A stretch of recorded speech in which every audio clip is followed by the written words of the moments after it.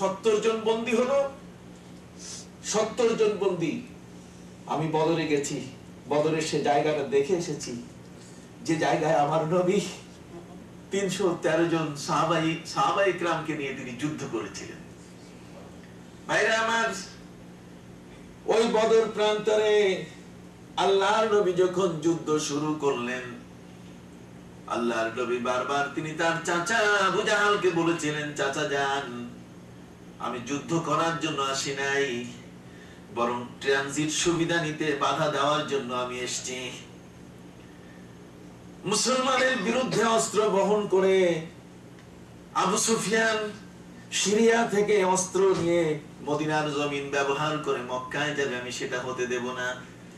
এই জন্য আমি আমার সাহাবায়ে কেরামের একটি দল নিয়ে পেট্রোল টিম হিসাবে আমি টহল দেওয়ার জন্য এসেছি।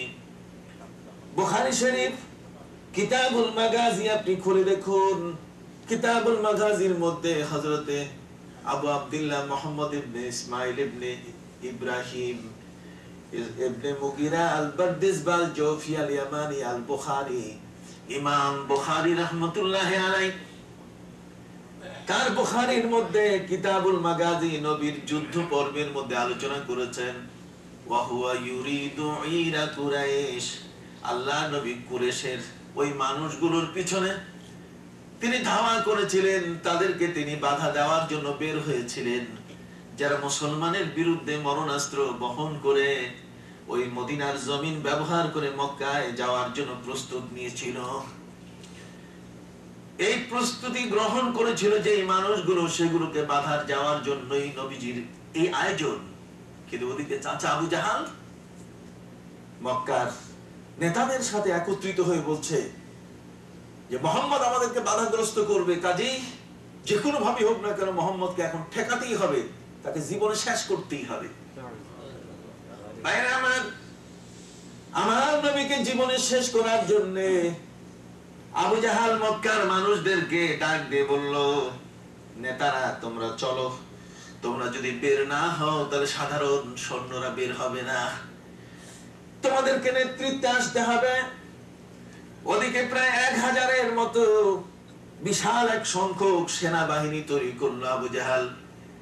আবু জাহাল সৈন্যদের বলে দিল, চলো আমরা মুহাম্মদের কাছে যাব, মুহাম্মদকে আমরা এবার ছাড় দেব না, আমাদেরকে বাধা দিচ্ছে সে, কাজেই অল্প কয়েকজন মাত্র মুসলমান, এই মুসলমানকে শেষ করতে বেশিক্ষণ সময় লাগবে না, তোমরা প্রস্তুতি নাও। আমি জাহাল বললাম, তোমাদের কারো কোনো ক্ষতি হবে না, একটা পশমের গায়ে বাতাস লাগবে না। মুহাম্মদ রাসূলুল্লাহ সাল্লাল্লাহু আলাইহি ওয়াসাল্লাম তার সৈন্য সংখ্যা অত্যন্ত কম, অতএব যুদ্ধে তোমরা বিজয়ী হয়ে খুব তাড়াতাড়ি ফিরবে। সম্মানিত সুধী, আবু জাহাল পুরা প্রস্তুতি নিয়ে এসেছিল কোথায়? বদর প্রান্তরে। উমাইয়া ইবনে খালদ, ওই দুষ্ট দুরাচার পাপিষ্ঠ মানুষটা হযরতে বেলাল রাদিয়াল্লাহু তাআলা আনহু ঈমান আনার কারণে মক্কার অসমান পাথরের উপরে উটের পায়ের সাথে রশি লাগাইয়া হযরতে বেলাল রাদিয়াল্লাহু তাআলাকে যে জীবনে শাস্তি দিয়েছিল, কষ্ট দিয়েছিল, এই দুষ্ট দুরাচার বারবার সে ভয় পাচ্ছিল, আমি সেখানে যাব না। আবু জাহাল বলছে, তুমি না গেলে এই যুদ্ধ ঠিক হবে না। এইভাবে একের পর এক নেতাদেরকে আবু জাহাল বের করলো, যেহেতু আল্লাহ পাক রব্বুল আলামিন তার নবীর সাথে ওয়াদা করেছিলেন, হে নবী, মক্কার মানুষেরা আপনার উপরে নির্যাতন করছে, আপনি একটু ধৈর্য ধরুন, এদেরকে একদিন আপনার হাতে আমি বুঝাই দিব, তখন আপনার ইচ্ছা মতো যা করার দরকার করবেন। সুবহানাল্লাহ।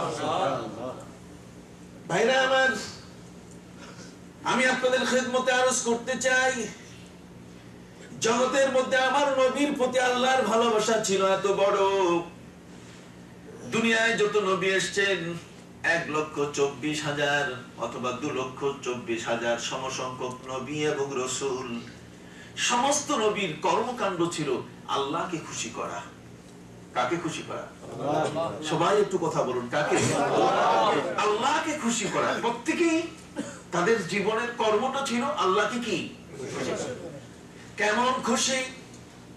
আমি আপনাকে উদাহরণ দিলে আপনি বুঝবেন। হযরত ইব্রাহিম আলাইহিস সালামকে আল্লাহ পাক রব্বুল আলামিন স্বপ্নে দেখালেন, ইব্রাহিম তুমি তোমার জীবনের সবচেয়ে প্রিয় যে বস্তুটা আমার রাস্তায় তুমি জবাই করো, উৎসর্গ করো। সেই কালে নিয়ম ছিল, যখন আল্লাহ পাক রব্বুল আলামিন কোন জিনিস কবুল করতেন, আমরা কুরবানি করি, কুরবানির গরুর গোশত আমরা নিজে খেয়ে ফেলি। হযরত নবী ইব্রাহিম আলাইহিস সালামের যুগে কুরবানি হলে সেই কুরবানি জবাই করে মাঠে ফেলে এসে দূর থেকে তাকিয়ে থাকতেন তারা।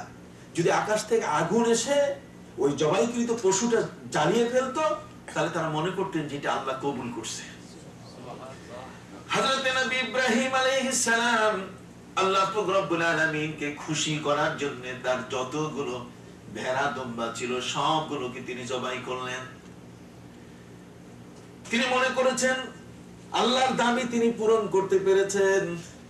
হযরত নবী ইব্রাহিম আলাইহিস সালাম যখন রাতের বেলায় ঘুমিয়ে পড়লেন, আল্লাহ পাক রব্বুল আলামিন তাকে আবার দেখানো শুরু করলেন, ইব্রাহিম এর যে বড় প্রিয় যেটা সেটা তুমি আল্লাহর রাস্তায় দাও। প্রিয়টা এখনো দাও নাই। তখন ওনার কাছে যত উট ছিল এই সব উটগুলো উনি জবাই করে ফেললেন। কিন্তু তারপরও আল্লাহর পক্ষ থেকে রেড সিগন্যাল, আল্লাহর পক্ষ থেকে বাণী আসলো যে না, তোমার সবচেয়ে প্রিয় যেটা এটাকে তুমি জবাই করো। হযরত ইব্রাহিম আলাইহিস সালাম বুঝতেই পারছিলেন না, পৃথিবীতে সবচেয়ে প্রিয় বলতে গেলে তার আপন ছেলে, যে শিশুটিকে পাবার জন্য হযরত ইব্রাহিম আল্লাহর কাছে তার যৌবন বয়সে দোয়া করেছিলেন, প্রভু তুমি আমার এই যৌবন বয়সে রব্বি হাবলি মিন লাদুনকা যুররিয়াতান তাইয়্যিবা, আল্লাহ আমাকে তুমি পবিত্র সন্তান দাও। হযরত নবী ইব্রাহিম আলাইহিস সালাম আল্লাহর কাছে আবেদন করেছিলেন যৌবন বয়সে। 120 বছর বয়স হয়ে গেল, অথচ এখনো কোনো সন্তান তার ঘরে জন্ম নেয় নাই। 120 বছর বয়স পর্যন্ত যে দোয়াটি তিনি করেছিলেন যৌবন কালে, সেই দোয়াটি কবুল হয় নাই। সম্মানিত সুধী, 120 বছর বয়সের কালে 9 জন ফেরেশতা মানুষের রূপ ধরে তার ঘরে হাজির। সুবহানাল্লাহ। 9 জন ফেরেশতা নবী ইব্রাহিম আলাইহিস সালামের ঘরে হাজির। পবিত্র কোরআন বলছে, হাল আতাকা হাদিসু যায়ফি ইব্রাহিম, হে নবী আপনার কাছে কি ইব্রাহিম আলাইহিস সালামের সেই মেহমানদারির ঘটনা জানা আছে? ওই হাদিস কি এসেছে আল্লাহর নবীর কাছে। 9 জন মেহমান, হযরতে ইব্রাহিম আলাইহিস সালাম তার ঘরে 9 জন মেহমান, 9 জন মেহমানকে পেয়ে তিনি অত্যন্ত খুশি হয়ে গেলেন। জগতের মধ্যে এমন একজন ব্যক্তি যিনি পৃথিবীতে সবচেয়ে বড় মেহমানদারি করেছেন এবং উলঙ্গ মানুষকে তিনি কাপড় পরিয়েছেন।